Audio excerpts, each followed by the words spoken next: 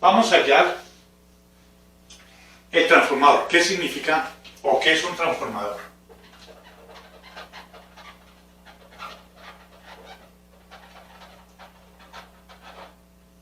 El transformador. El transformador eléctrico simplemente es un dispositivo. Básicamente está compuesto por dos bobinas acopladas magnéticamente. O sea, más o menos de esta manera. Así es el símbolo eléctrico de un transformador. Es dos bobinas de N1 espiras, N2 espiras, acopladas magnéticamente. Significa que entre ellas se comparten sus flujos, como lo expliqué aquí anteriormente. Entre ellas se están compartiendo sus flujos. Y que por aquí entra la energía con una fuerza automotriz E1, va a circular una corriente I1, y por aquí va a salir un voltaje E2 con una corriente I2, donde la bobina por donde entra la energía se le llama bobina primaria, y la bobina por donde sale la energía, o sea, el voltaje que sale, se le llama bobina secundaria. Eso es básicamente un transformador. El símbolo eléctrico es esto. Vamos a analizar el comportamiento del transformador matemáticamente. Como se trata de dos circuitos acoplados magnéticamente, entonces utilizamos las ecuaciones de acople magnético. Entonces tenemos, aplicando las ecuaciones de acople magnético, tenemos que E1 es igual a L1 de I1 de T más M12. Vamos a suponer que la inductancia mutua N12 y N21 es igual a M. Vamos a suponer que es M. M por dI2 de T, y E2 es igual a L2 de I2 de T con respecto a T más M de I1 con respecto a T. Vamos a trabajar con estas. Tenemos dos ecuaciones con dos incógnitas, I1 y 2. Tenemos las dos ecuaciones. Cogemos la ecuación 1 y despedimos de I2 de T. De acá. De I2 de T será igual a E2 menos M de I1 de T sobre L2. Y lo reemplazamos en la ecuación 1. Donde está I2 de T lo reemplazamos por esto y acá. Nos quedaría E1 es igual a L1 de I1 de T más M de I2 de T, que es todo esto. Es E2 menos M de I1 de T sobre L2. Sobre L2. Listo. Organizamos esto. E1 será igual a L1 de I1 de T más M por E2 sobre L2 y menos M por M al cuadrado de I1 de T sobre L2.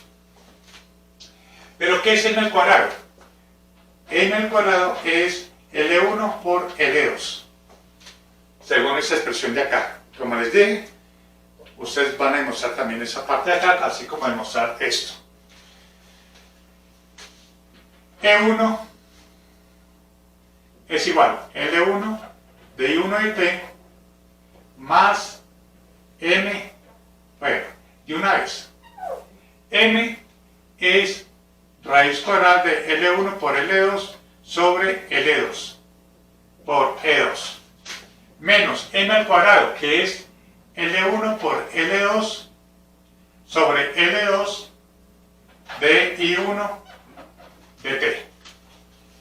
Tenemos acá E1 igual L1 de I1 de T más Veamos, aquí podemos decir lo siguiente. Si colocamos este radical en uno solo, aquí quedaría L al cuadrado. Con este L2 nos quedaría acá raíz cuadrada de L1 sobre L2 por E2. Y acá cancelamos esto y nos quedaría menos L1 de I1 de T. Esto es de I1 de T. No, ahí está. Y con este de acá se cancela.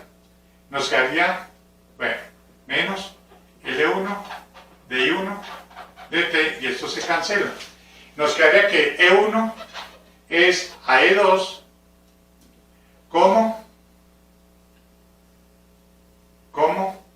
raíz cuadrada de L1 es a L2. Llegamos a esa relación de fuerzas electromotrices E1 y E2. Llenos esto, suponiendo que las bobinas tienen N espiras, etc. O sea, la inductancia de una bobina larga. A ver qué nos lleva a esa expresión.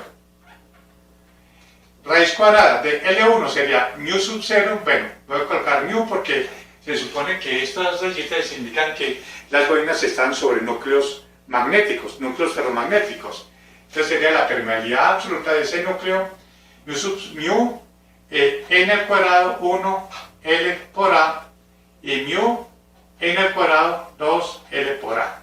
Eso utilizando la expresión de la inductancia de una bobina larga. Cancelamos esto y nos quedaría n raíz cuadrada de 1 al cuadrado sobre n2 al cuadrado, nos quedaría n1 sobre n2.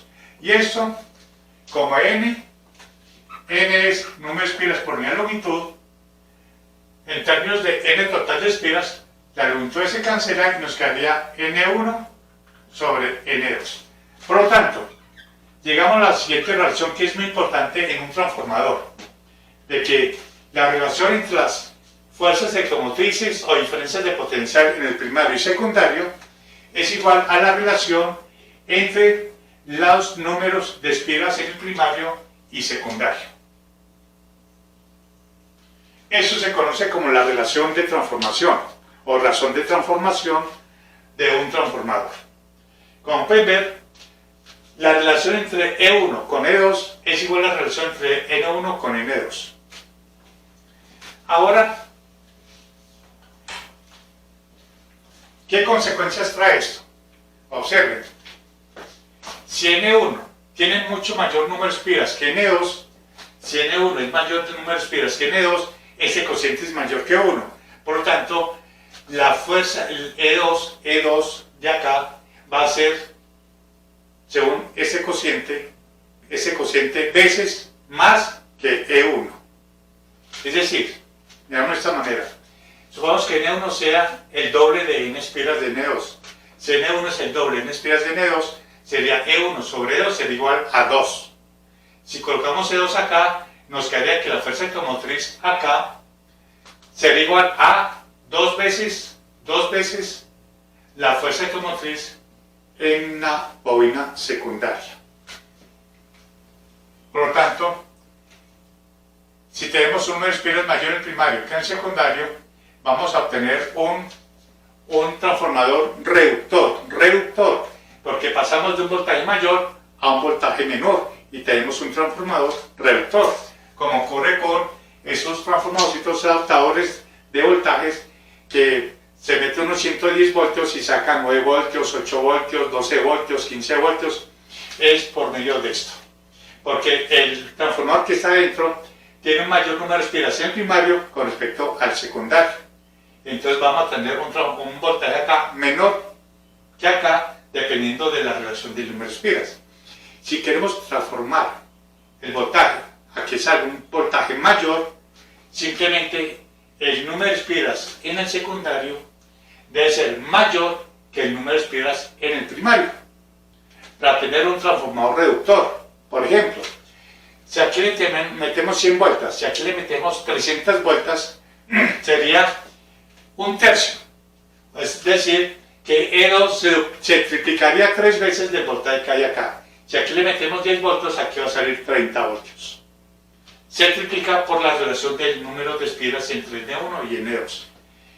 Si queremos, repito, un transformador elevador de voltaje, el número de espiras en el secundario debe ser mayor que el número de espiras en el primario. Eso se puede observar acá. Ahora veamos qué pasa con las corrientes I1 e I2. Corriente en el primario, corriente en el secundario.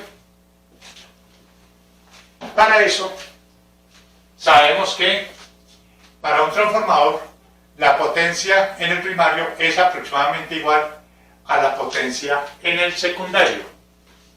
Aproximadamente igual. Tal vez es una de las máquinas estáticas con mucho mayor rendimiento.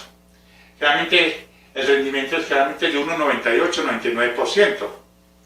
Eso significa que prácticamente podemos decir que la potencia que entra acá es casi igual a la potencia que sale acá. Se producen unas pérdidas, por eso digo acá aproximadamente.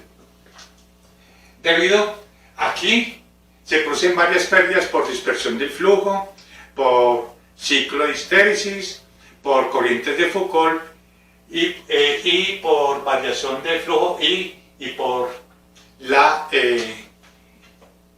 concatenación de flujos acá, la eficiencia de concatenación de flujos, o sea, dispersión de flujo. Por esas por esas tres más o menos cosas o causas es que la potencia no son iguales. Se producen unas pérdidas, repito, pérdidas por variación del flujo, pérdidas por dispersión del flujo, pérdidas por ciclo de histéresis, que ocurre en el núcleo de los transformadores, de las bobinas, el núcleo, pérdidas por Foucault, o sea, por calentamiento, y pérdidas por resistivas, pérdidas por resistencia eléctrica, por la resistencia que circula, la resistencia que tienen las bobinas, al pasar corriente también produce unas pérdidas, eso produce calentamiento también. Todas esas pequeñas pérdidas hacen que la potencia acá no sea exactamente igual a la potencia en el secundario.